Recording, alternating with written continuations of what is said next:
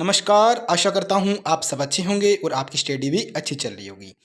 जैसे कि आपको पता है, हमने इंडियन पॉलिटी भारतीय राज्य व्यवस्था की एक 10 मिनट की सीरीज स्टार्ट कर रखी है, जो कि फ्रिक्वेंटली जो क्वेश्चन पूछे जाते हैं हर एक एग्जाम के अंदर, उसके बारे में हम डिस्कस करते हैं। तो आज का हमारा टॉपिक रहेगा भारतीय संविधान की जो अनुसूची है। जो हमारे संविधान में 12 अनुसूची है, उनका कोई ना कोई एक क्वेश्चन आपके हर एक एग्जाम में जरूर आता है। तो आज हम उन 12 अनुसूची के बारे में डिस्कस करेंगे। अगर आप इस चैनल पे नए हो तो चैनल को जरूर सब्सक्राइब करें और आप हमारा व्हाट्सएप और टेलीग्राम ग्रुप ज्वाइन कर सकते हैं, जिसका लिंक आपको वीडियो के डिस्क्रिप्शन में मिलेगा। तो आज हम बात करने वाले हैं भारतीय संविधान की अनुसूचियों के। तो आप मेरे साथ आखिरी तक बने रहें और हम डिस्कशन स्टार्ट करते हैं। संविधान की मैं अगर 12 अनुसूचियों के बारे में बात करूं तो सबसे पहली जो हमारी अनुसूची है वो क्या बोलती है। पहली अनुसूची के अंदर लिखा गया है राज्य और संघ राज्य क्षेत्र के बारे में लिखा गया है कि भारत एक राज्य से मिलकर बना है, जिसके अंदर राज्य है, यूनियन टेरिटरी है, केंद्र शासित प्रदेश है और उनकी सीमाएं हैं, उसके बारे में बात की गई है। और आर्टिकल हमारा अनुच्छेद आता है 1 से 4 के बीच में।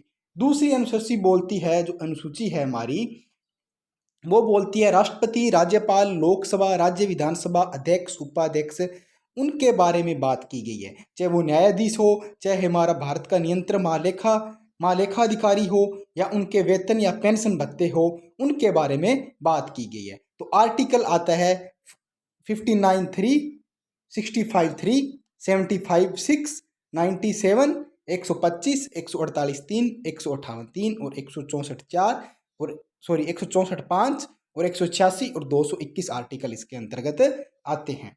सबसे इंपॉर्टेंट है तीसरी अनुसूची, जिसके अंदर संघ और राज्य के मंत्री या संसद या राज्य विधानमंडल के जो सदस्य होते हैं, उनकी शपथ के बारे में बात की गई है। अब बहुत सारे एग्जाम में आता है राष्ट्रपति, उपराष्ट्रपति या गवर्नर की शपथ किस अनुसूची में की लिखी गई है या किस अनुसूची में बताया गई है। तो मैं आपको बता दूं, राष्ट्रपति, उपराष्ट्रपति या गवर्नर है, इनकी शपथ का उल्लेख भारतीय संविधान की कोई सी अनुसूची के अंदर नहीं लिखा गया है। तो आपको बहुत इंपॉर्टेंट चीज़ है, याद करके रखना है कि बहुत सारे कैंडिडेट तीसरी अनुसूची करे आते हैं, बट तीसरी अनुसूची के अंदर राष्ट्रपति, उपराष्ट्रपति और राज्यपाल की शपथ के बारे में उल्लेख नहीं है। और आप आर्टिकल भी देख सकते हो हमारे अनुच्छेद कौन कौन से इसके अंतर्गत आते हैं। चौथी अनुसूची की मैं बात करूं, चौथी अनुसूची क्या बोलती है, राज्यों और संघ राज्यों के लिए राज्यसभा में स्थानों का आवंटन है। चौथी अनुसूची के अंदर राज्य, जो कि संघ या मतलब भारत है,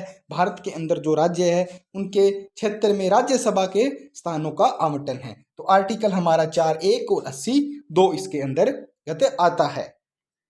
पांचवी अनुसूची के बारे में बात करें तो पांचवी अनुसूची बोलती है कि अनुसूचित क्षेत्र और जनजाति क्षेत्र प्रशासन व नियंत्रण से जुड़े प्रावधान है। मतलब जो SC/ST क्षेत्र है, उनसे जुड़े जो प्रावधान है आर्टिकल 244(1) के अंतर्गत आते हैं। छठी अनुसूची बहुत इंपॉर्टेंट है, इसके क्वेश्चन आपको बहुत सारे एग्जाम में देखने को मिलता है।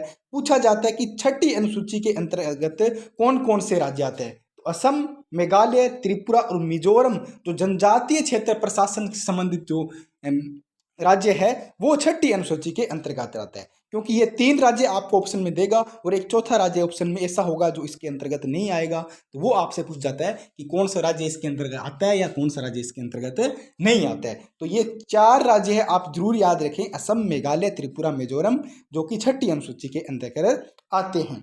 सातवीं अनुसूची की मैं बात करूं, सातवीं अनुसूची क्या है, संघ सूची, राज्य सूची और समवर्ती सूची के बारे में बात की गई है, जो कि आर्टिकल 246 के अंतर्गत आते हैं, जिसमें हमारे राज्य के अंदर, हमारे देश के अंदर कौन कौन से जो हमारे जैसे वन हो गया, शिक्षा हो गया, स्वास्थ्य हो गया, ये जनसंख्या हो गया, ये किन सूची के अंतर्गत आती है, चाहे वो संघ सूची हो या राज्य सूची हो, समवर्ती सूची हो, इनके बारे में बात की गई है।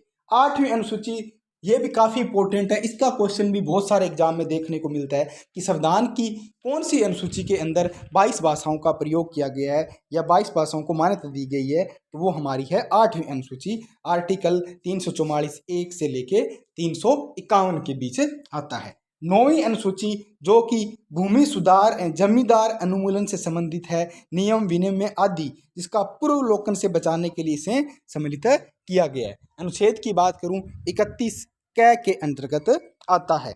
10वीं सूची काफ़ी इंपॉर्टेंट है, इसके भी बहुत सारे क्वेश्चन आता है। आपसे पूछा जाता है कि 10वीं सूची है जिसके अंदर दल बदल का कानून बनाया, संसद और विधानसभा के जो सदस्य है वो अपनी पार्टी चेंज करते हैं, दल बदल बदलते हैं, वो कौन से संविधान संशोधन के अंतर्गत आते हैं? तो इसका जो संविधान संशोधन है 52वां संविधान संशोधन हुआ था दल बदल उसके लिए। और हमारी 10वीं अनुसूची है आर्टिकल 102 से और 191 2 के अंतर्गत आता है। 11वीं अनुसूची के मैं बारे में बात करूं, पंचायतों की शक्तियां व उत्तरदायित्व के बारे में बात की जाती है 11वीं अनुसूची। और 12वीं अनुसूची हमारी बोलती है नगरीय पालिकाओं की क्या उत्तरदायित्व और क्या शक्तियां हैं, उनके बारे में 12वीं अनुसूची बात करती है। भारतीय संविधान के अंदर 8वीं अनुसूची के अंदर सिंधी भाषा को 21वें संविधान संशोधन 1967 के अंदर मान्यता दी गई थी या उसके अंतर्गत जोड़ी गई। तो ये हमारा आज का टॉपिक था जिसके अंदर हमने डिस्कस की थी 12 संविधान की अनुसूचियां, कौन सी अनुसूची के अंदर क्या क्या टॉपिक शामिल किए गए हैं। तो मुझे उम्मीद करता हूं कि आप लोगों को काफ़ी अच्छा लगा होगा, पसंद आया होगा। अगर वीडियो अच्छा लगा तो लाइक जरूर करें और अपने फ्रेंड सर्किल में शेयर करें। कल मिलते हैं एक न्यू टॉपिक के साथ, एक नया सेशन के साथ। तब तक आप हमारे साथ जुड़े रहें। जय हिंद, धन्यवाद।